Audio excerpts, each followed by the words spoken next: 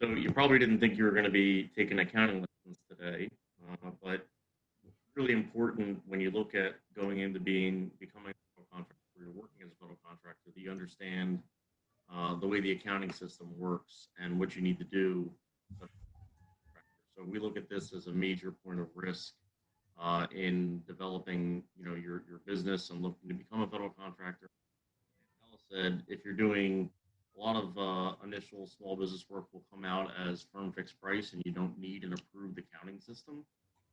But in order to continue to do business with the government, you're going to want to look at requirements and how to become and how to do this kind of work so that you can expand your breadth of work that you can go after. So DCAA is the Defense Contract Administration, and they are charged with auditing and reviewing the accounting systems for federal contractors that do business with the Department of Defense.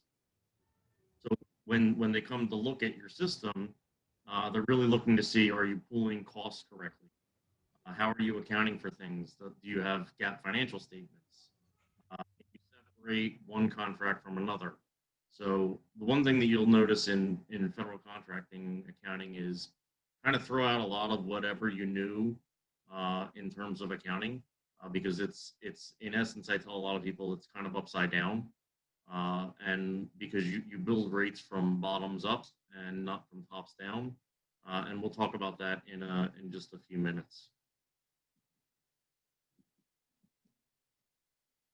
It appears that I cannot change the slide, Chris.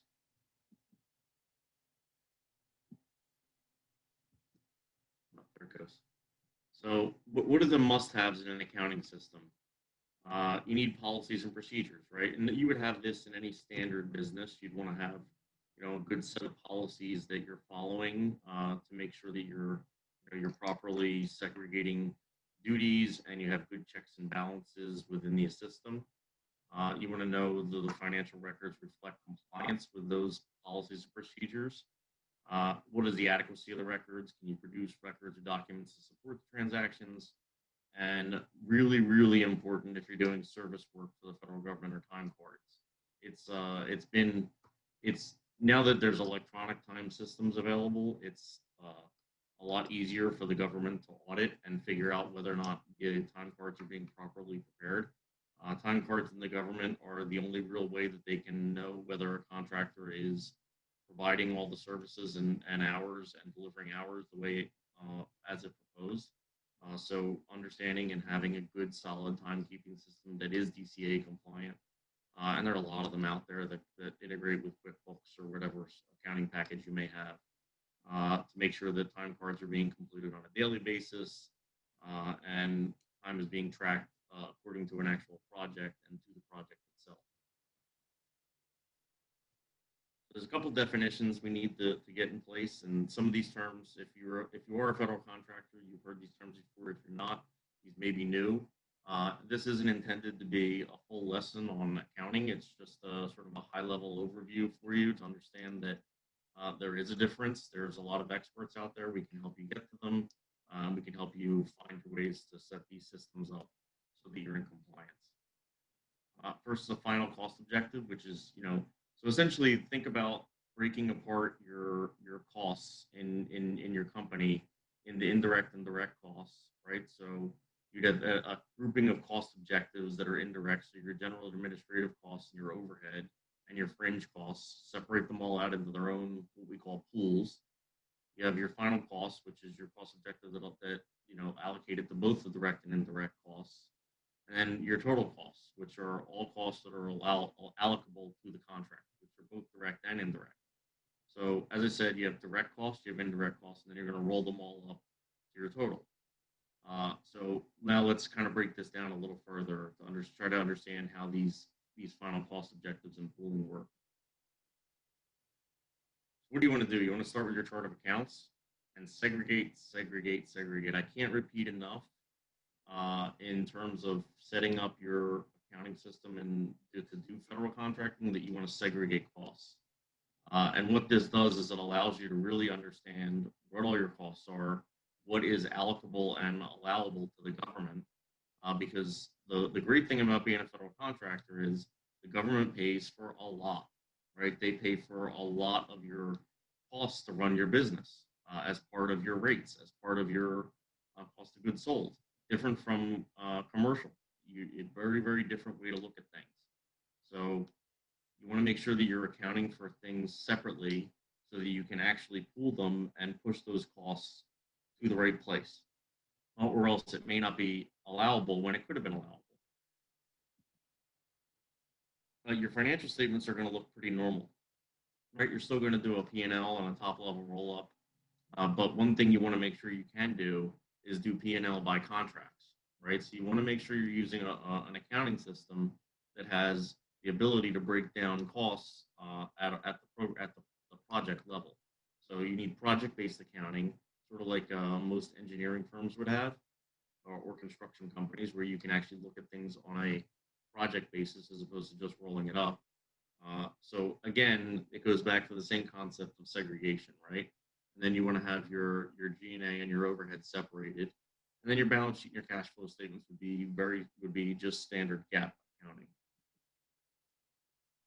So your indirect costs, you accumulate indirect costs by logical group cost groupings. Well, the term logical may not be totally correct, but it's in the government world they consider it logical. There's a G&A, your overhead, your fringes, and you want to allocate based on what makes sense for that whole grouping. This is a typical P&L for a government contractor. As you can see, most of these look pretty similar to what you would see in a typical P&L, but you do have some extra items in here, line items like segregating out your overhead and your G&A, segregating out some ODCs and fringe benefits. So it does things are a little different than what you've normally seen. And what you see to the far right is the breakout of how we came to some of these calculations. So, like I said, there's allowable costs and then there's unallowable costs. And what that means is what will the government reimburse you for in terms of your indirect costs, right? So the government will pay for your rent if the rent is usable and applicable to the business that you're doing for the government, right? So if you have a manufacturing facility and you're using that facility to provide a product to the government, you're a machine shop and you have CNC machines and lathes and workers, and you need a warehouse and you need inventory. All those costs are likely applicable and allowable within your rates. But what's not allowable? They're not going to pay for advertising. Uh, they don't pay for costs in excess of the lowest available option when you're traveling. There's a set of regulations called the Joint Travel Regulations. Those we could happily help you understand what those mean if you're doing travel for the government and how to comply with those. Obviously, they don't pay for alcohol. So if you go out to dinner, while they're paying for your costs to go, your per diem costs for being on travel, if there's alcohol that you purchased while you're at dinner, they don't reimburse for that. Personal usage of cars, debt service, they don't pay to be, they don't pay for you, they don't reimburse you to give money to charity. Makes sense. They certainly don't reimburse you for lobbying expenses. So just this is why segregation is so important of your costs and understanding what the costs are and how to allocate them properly so you can make sure that if it is an allowable cost, you're going to be able to recover it. But if it's unallowable, you're not trying to recover it because when they come to audit, they're going to find these things. So DCA has a simple checklist. It's kind of hard to read for most of you, and we can certainly provide this to you after the fact in a link. But this is really what DCA actually comes into checklist when they're looking at your system to determine if it's what they call an approved accounting system. So they go through a series of audit steps, but a lot of it is part of a desk audit where and if you look at the basics of it, the accounting system provides for proper segregation of direct costs, identification and accumulation of direct costs, a logical, consistent method for allocation of indirect rates, accumulation of costs. If you think about it, what they're really saying is, are you segregating your costs properly? Do you have a way to track them? And are you using a logical method to roll them up into your direct and indirect costs? So that's really the fundamental takeaway when you're thinking about putting together your accounting system. So, like I said, you have to build your rates from the bottom up as opposed to the top down. It's a little different, right? So, what are the elements? So, this is so if you're doing any service work for the government, and even if you are doing firm fixed price, we really suggest you get into the habit early of understanding what your rates are and how they work, so that when it comes time to bid for time and materials work or cost plus work, you have the ability to do that, and you're not going to be left out in the lurch because you don't have the proper accounting system in place. So the elements of a rate are pretty simple, are all the things we've been, the actual direct labor rate, which is what are you paying the person, in terms of a salary or an hourly rate, the general administrative costs applicable, the overhead, the fringe, and then a fee. And as Antonella told you, the fee changes based on the type of contract you're involved in, and that's a negotiable number. So let's break this down a little bit. Let's take a direct labor rate, right, of say $50,000 a year. The government uses a 2080 hours, sometimes 1920, but usually 2080. So that person is making $24.04 per hour. Then you have to apply an indirect costs. So the indirect, as I said before, is the office space, also the health insurance costs, the cost of your accountant, the cost of your lawyer, copier paper. You pretty much name it, unless it's on that list of unallowables. These are all costs that you can roll up and apply as your indirect costs. But your indirect costs have to be broken down into your G&A, your overhead, and your fringe. So your G&A is anything that's attributable to running the business in general. So think, your accounting costs. Typically your accountants and people working in the contracts department, in the legal department, would be general and administrative. Your overhead would be things that are specific to it, build the one specific contract. So you may have a program person, a program financial control person working on one specific contract. Their rate and the items that support them would go to your overhead. Then your fringe benefits are exactly what you typically would hear as fringe benefits: healthcare, retirement contributions, insurance bonuses, and then the fee, which will be a set percentage negotiated, or sometimes it's a set dollar amount. In cost plus fixed fee, you might see $2.02 per hour billed. So it's an actual fee for every hour that gets billed. So these things are all different, and fall in that range of what the type of contract is that Antonella discussed earlier. So let's go through a sample budget to calculate an indirect rate structure, just so you kind of see it, because it's really a lot easier to see when you put these things in numbers as opposed to trying to talk about them esoterically. So let's estimate all the costs and revenue. We typically look to do provisional rates every January. So what that means is you actually send your budget for the year and your rate, and you send it to the government and say, here's what we're going to propose as our rate for the year. And then you pretty much work to your budget, just like you would for any other company. You'd try to have a budget and work to that budget throughout the year. In government contracting, you're going to propose against these numbers, and that could be your rates that you end up with for the next few years of a contract. You'll have some small escalation, but it won't be enough to capture all of your costs. So you need to be really careful in how you're building these budgets out. So let's look at the fringe pool. So we have a bunch of costs here in terms of the company and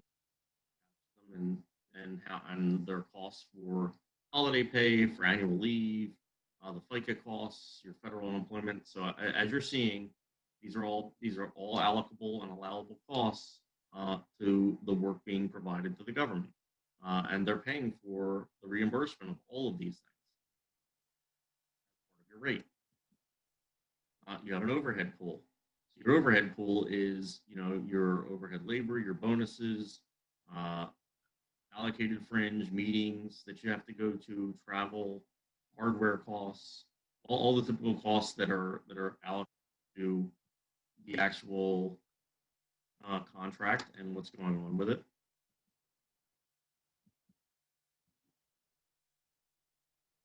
And then your G&A pool would be your the labor, so like your in-house accounting, Your executives are all sitting in your G&A labor. Uh, Bonuses attributable to those people. Uh, the fringe that's allocable and allocated to those particular individuals.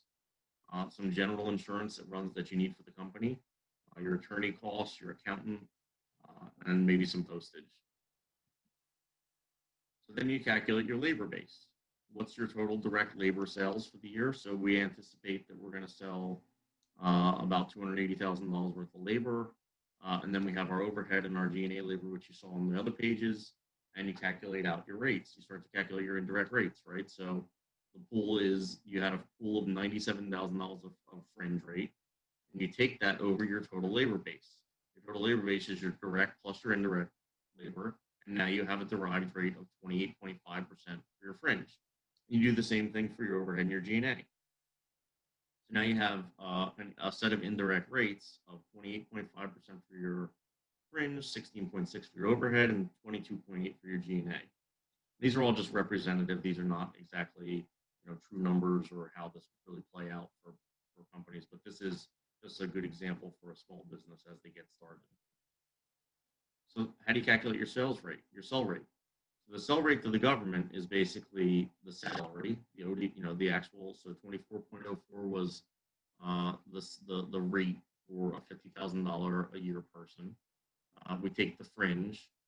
So, and these are cumulative. So make sure you understand these rates go, it adds to itself, right? So it's not a individual multipliers. These are cumulative add-ons. So you're going to add in your fringe. So you get to a 30.89 rate. Now add in your overhead. So now you're at 36.02. Add in your G&A.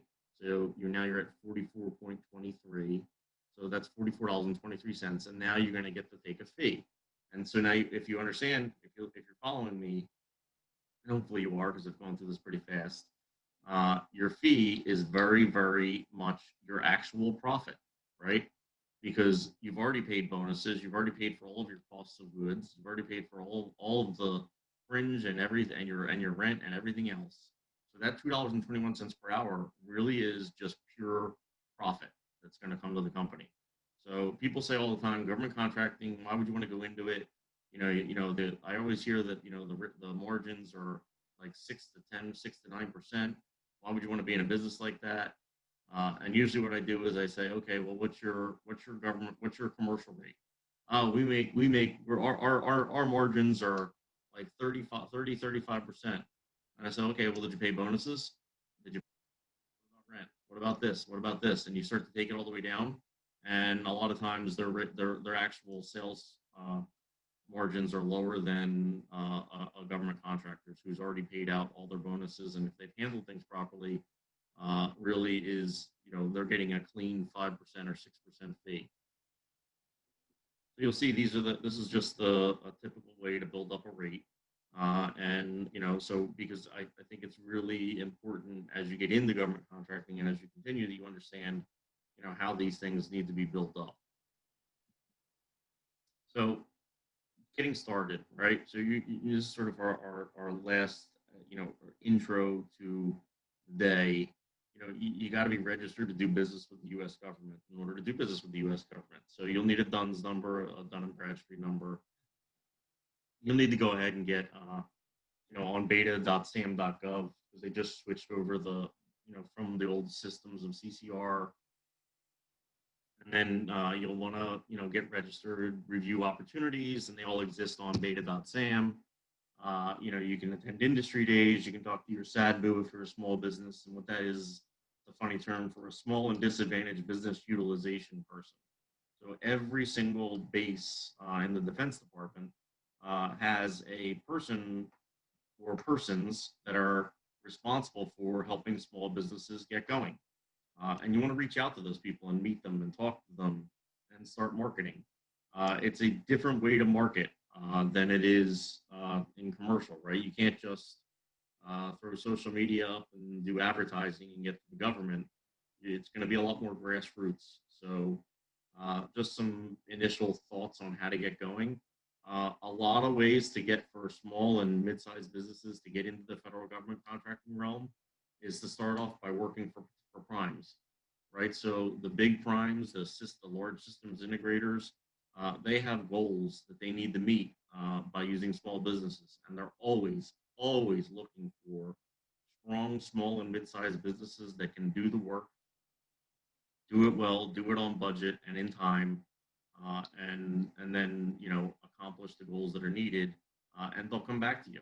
And that's how a lot of government contractors get started. But in order to do business with those large primes, they want to know that you have all these systems in place. So the next 2 days, we're going to be talking about all the different types of systems that you have that you're going to need in your world to meet these requirements.